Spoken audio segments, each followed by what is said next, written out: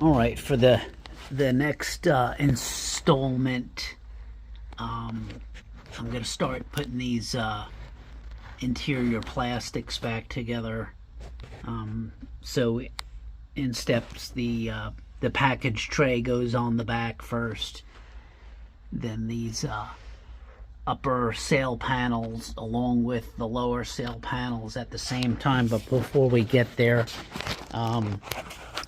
these are the upper sail panels.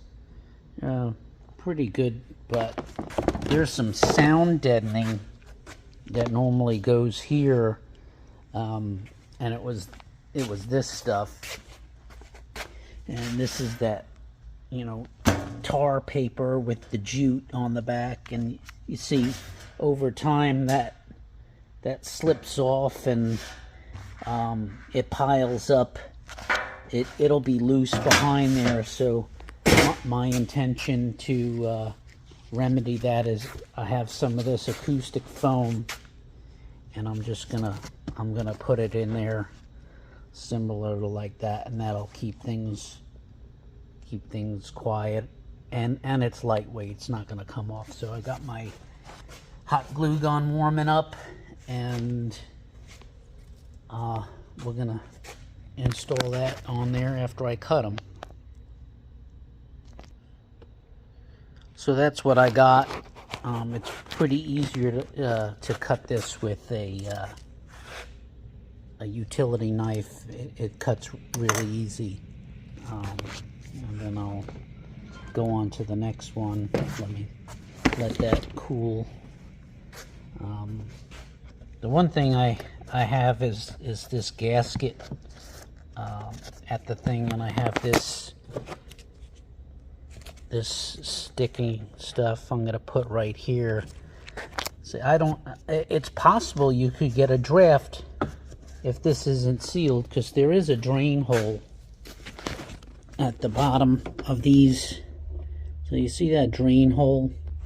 You might want to make sure that this gasket's intact. You never know, right? So we're going to seal that up, pull that off, and cut it. And here's some of this old get that. This comes off rather easy, but you want to make sure it doesn't get on the, because it'll get on the window and all that. This is just that urethane window stuff.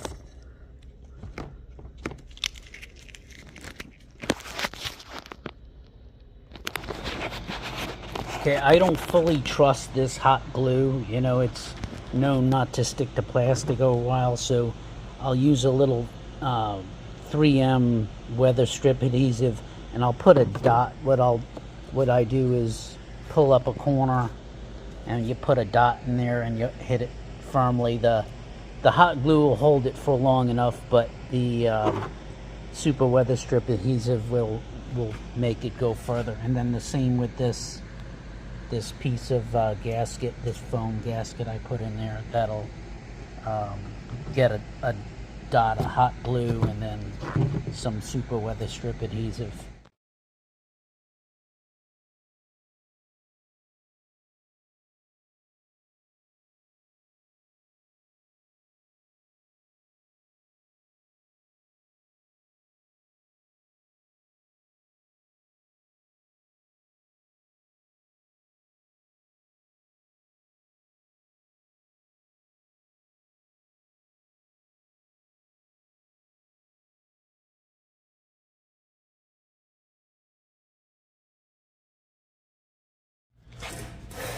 Okay, we're going to do a quick description of changing this bulb to an LED. So there's 2 screws, 1, 2. This pops right out, and it's a. So I got these off Amazon of all places. And I didn't have the option of buying one. So that's what you're looking for, the 2 barbs that are even. Okay, and then make sure this is in place. That's the little heat shield. If you don't use the LED, it's not such a concern. And don't get your fingerprints on this plastic chrome, because that's gonna leave etching. The other thing I like to do with this is get a little, because this gets killed by the sun on some cars.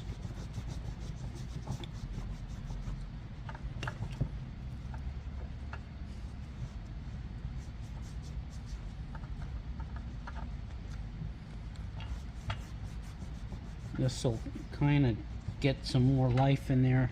I don't know if you can see, there's a little bit of alligatoring from the heat.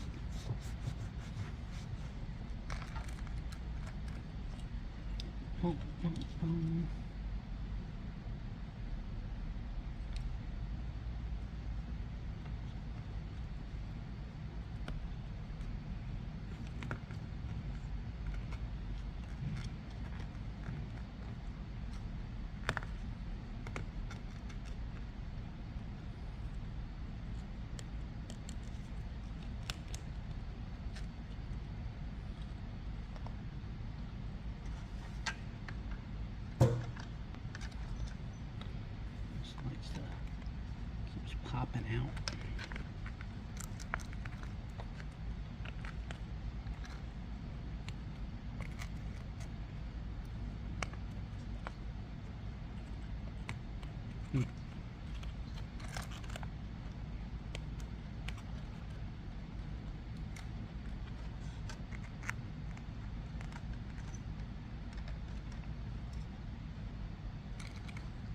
Okay, making more progress. So I got this instrument panel support on. I got the harness cover attached, so that attaches to the back of it. I used one of these little thumb wheel things. You have to feed whatever accessories you have. So this is headlight, rear defogger, things like that. And you might be looking to jump the gun and then throw these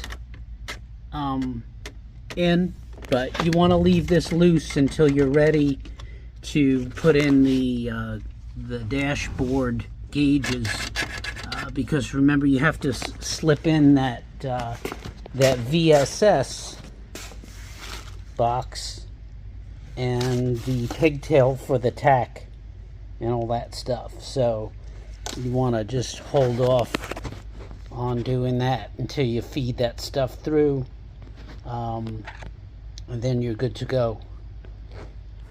Okay, so let me show you what I got done. Put in the instrument cluster. Everything is routed and plugged in. Yeah, before I go any further, I'm going to start doing the harness and put power to stuff so that I can see if everything lights up at least. I just have to put the starter in though, because I bought a mini starter, because that 28-pound giant starter, I don't really like them, and at 35 years old it looked like it was original. It's probably on borrowed time, so I'll get that done. But before, I'm gonna plug in the bulkhead connector, the fuse block, and then route this harness through onto the passenger side. Alright, I'm ready to start plugging in the harnesses into the bulkhead here. So with this brake booster conversion, this is the route that you have to take. There's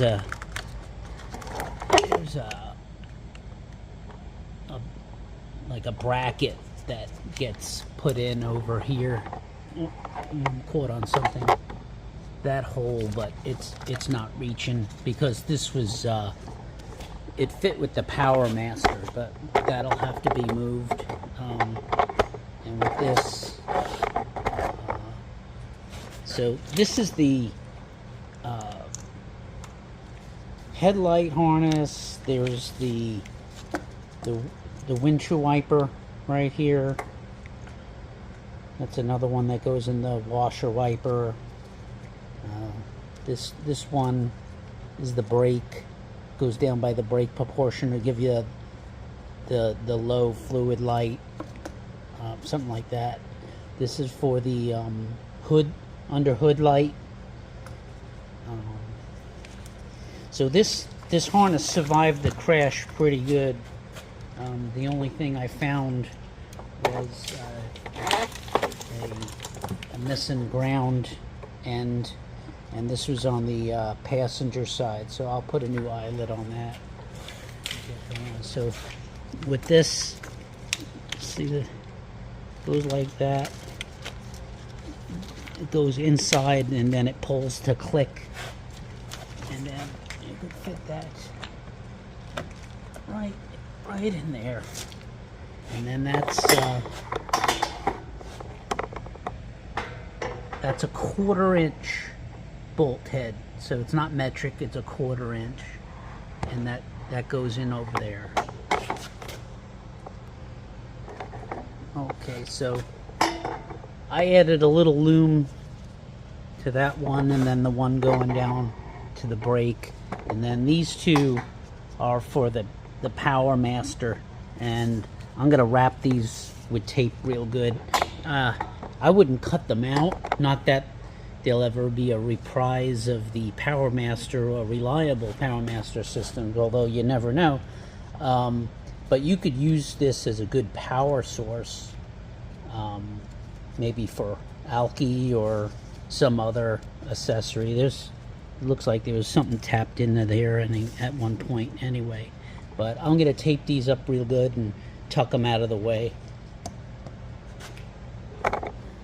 Alright, over on the passenger side we have our ECM harness that goes through right there. You can see here's the inside. So on top of that there's this bracket. Don't forget that bracket, and then 2 7mm headed screws. If you didn't know, you're working on the car, a magnet from the motor will hold your screws. So that goes in over there, and then you got these clips that the harness gets attached to. So I'm gonna stick those in there and get this buttoned up, and then I'm gonna treat this with my favorite dielectric grease to keep it moist and flexible and weatherproof. So here's the mini starter I'm putting in. This came with bolts. This supposedly fits. It's from a 1996 Buick Roadmaster. It came with the bolts, like I say. So this is 8mm right there. That's a 14, and then these bolts are 15s. Where's that 14? Well, those are 15s. So we're gonna put it under there and see what we got. So here's our wires. And these are fusible links. Not my favorite setup. I mean, this is kind of one of the chinks in the armor of these cars, and the other issue is these wires are so short, they don't give you any room. That's the other nice thing about the mini starter is you have a little more room with the wires because the whole unit's much smaller. I believe there is a elimination relocation kit for these fusible links, but since these are in such good shape, and it's generally a low mile vehicle, and they do work, we're going to leave them in place. Well, while I was installing the starter, I took a look at the trans converter cover, and it was kind of ugly looking, and I wanted to take it out and clean it up, and then I discovered this. This looks like a 10-inch converter in there, so nice. So yeah, I'm gonna clean this up, degrease it, and put a coat of paint on there. Alright, so I got the starter in, and I also realized that I should do the engine mount bolts, since they're right there by the starter. If you had that full-size starter, you'd have a really hard time, but I figured while that was out of the way, and then I could just, now I gotta hook these wires up, so put a coat of paint on this thing. Why is this? There we go. Got a coat of paint on these splash shield, and got both of these mounts put in here, the mounting bolts. Okay, we're gonna do a little test. See what we got. Well, we got some light.